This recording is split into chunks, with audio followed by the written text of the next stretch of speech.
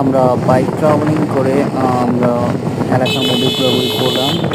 তো চারপাশে রাস্তা খুবই সুন্দর লাগছিল, যেহেতু গ্রামের রাস্তা, দুপাশে হচ্ছে সবুজ গাছে ভরা ছিল, সারি সারি গাছ। আর গ্রামের ওয়েদারটা অনেক সুন্দর। তো আমরা সন্ধ্যের সময় বের হয়েছি, মানে সন্ধ্যার কিছু আগে বের হয়েছি। অস্থির একটা জায়গা ছিল।